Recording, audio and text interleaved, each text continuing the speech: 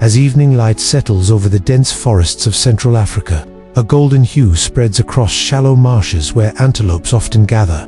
After a day under the burning sun, the herd steps carefully toward the still water, their breaths sending tiny ripples across its surface, a moment that feels calm but rarely lasts in Africa. At the forest's edge, hidden under rotting leaves and dry branches, a thick form rests, unmoving, blending with the ground.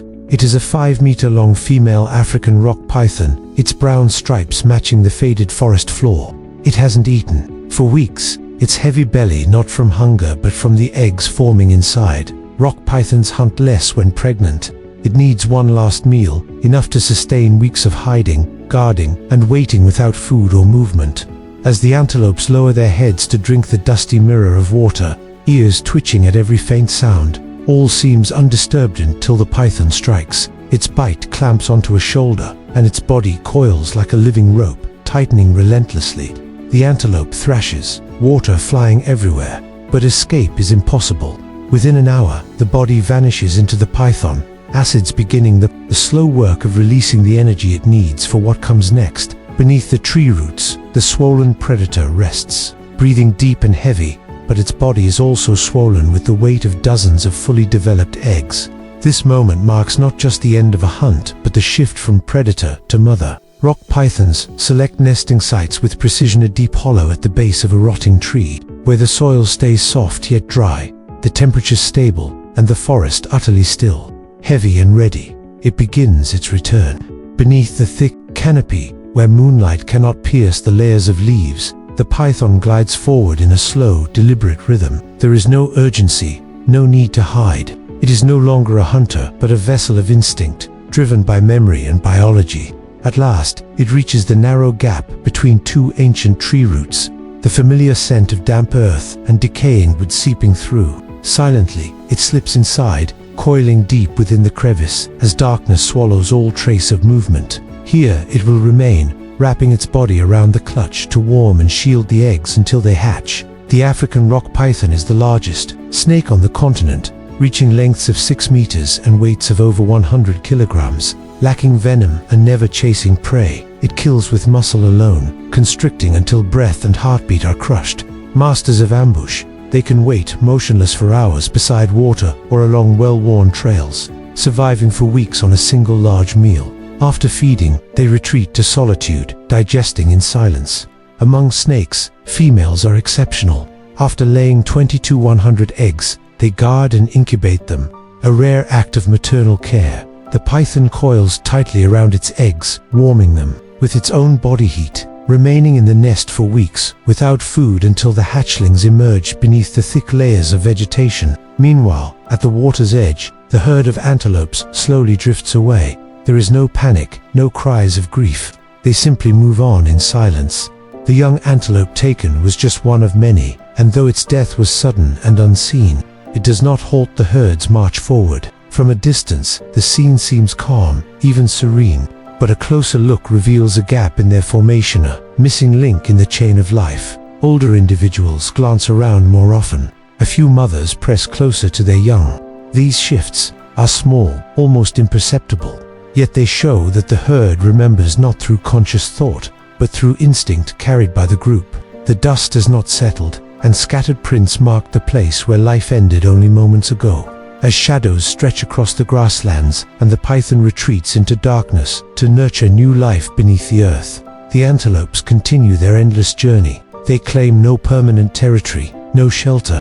What binds them is the rhythm of grass, the pull of water, and their constant movement. This species, part of the African plains antelopes, is built for survival. Slender bodies, long legs, wide ears, and senses so sharp they can detect danger long before it arrives. Their coats lack vivid color, just muted shades of brown and burnt yellow that fade to pale tones along the belly, mirroring the sun, dust, and dry grass so perfectly they vanish into the landscape.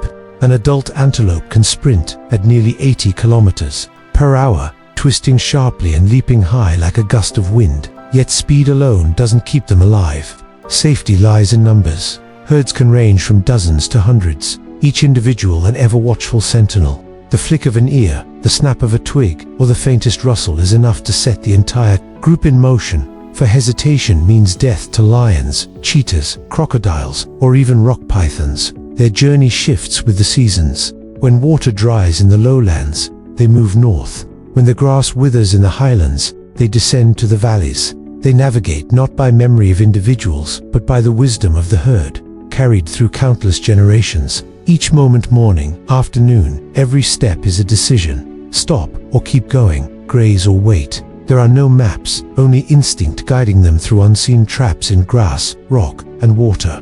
By midday, the sun softens, its rays filtering through scattered trees onto damp grass where the herd rests, grazing and lying close, momentarily calm. There is no scent of blood, no odd sound, no shadow of danger.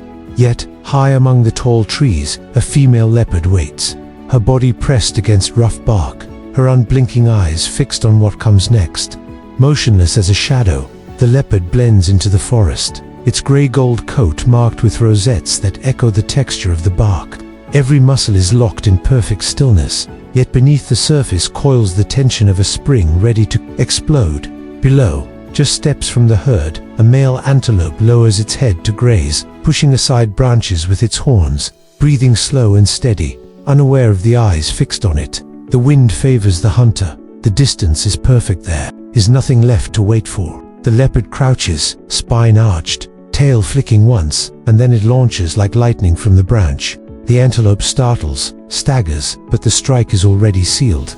In less than 10 seconds, the struggle ends, the body crumples, and the leopard holds firm, its breath heavy but its gaze calm, not fierce, only focused, a life ended by necessity. The surviving antelopes scatter in a blur of hooves and dust, surging like a broken dam before reforming and continuing onward without a glance back. Instinct spares no space for mourning. Not looking back means surviving. The leopard pauses beside its kill as the leaves rustle softly. No hyenas, no lions, no rival safe. It grips the carcass by the neck and, summoning its strength, drags it toward a tree whose broad branches stretch like hooks above the forest floor. There, in a cradle of intertwined leaves, shafts of sunlight cut through the canopy as the leopard begins its meal in perfect, solitary peace. Hours after its meal in the trees, the leopard moves alone along the edge of a dry stream bed, the sun now faded from brilliant gold to a dim orange bleeding over the forest. Its pace is steady, tail curved lightly, head lowered, not hunting by schedule but by opportunity. That opportunity comes in the form of a shallow, muddy pool left behind by the receding rains, its surface trembling with faint ripples. Beneath the murk, dozens of catfish writhe, trapped in the shrinking water, their movements betraying them. The leopard pauses. This is not its usual method of hunting. There is no tall grass for cover, no vantage point to stalk from. But in Africa, survival belongs not to the strongest, but to the most adaptable. It spots a length of rotten wood bridging the pool, smooth, rounded, yet sturdy enough. Carefully, it places its front paws on the log, balancing with its tail and hind legs still anchored to the bank, then steps fully onto the center, eyes locked on the bubbling surface below. Every twitch beneath the mud sharpens its focus, muscles poised, front legs raised. It strikes, misses, mud splashes across its face as the fish vanish into the sludge. Unbothered, it waits, tries again, and misses once more. Its spotted face now smeared with dirt, but its patience unbroken. Mud now smeared across its belly. The leopard swayed slightly as its paws slipped on the slick log, then steadied itself, licking water from its lips and peering down with the focus of a child learning to fish for the first time. Abandoning the log, it padded along the puddle's edge, when suddenly it froze, ears pricked, eyes narrowed. A faint disturbance rippled through the water, but it wasn't from the catfish. From the forest emerged a massive grey shape, an old bull elephant, its wrinkled skin and worn tusks etched with years of wandering. Moving with unhurried confidence, it approached the pool. The leopard sank behind a bush, not afraid, only watchful. The elephant lowered its trunk, sinking its front legs into the mud as it drank, occasionally splashing and stirring the water. That careless motion did what the leopard couldn't: it churned the thick silt and forced a creature from hiding. A catfish, large and glistening, twisted to the surface, its body slick and writhing. The elephant drank a little longer, then turned back into the forest, leaving deep prints in the wet earth. When its shadow vanished, The leopard crept forward, the air heavy with the smell of mud and fish. The catfish was already trying to bury itself again, but too slowly. The leopard didn't spring as it would at an antelope. It stretched low, closing the distance. And then, with a splash of mud and a flick of claws, the fish's fate was sealed.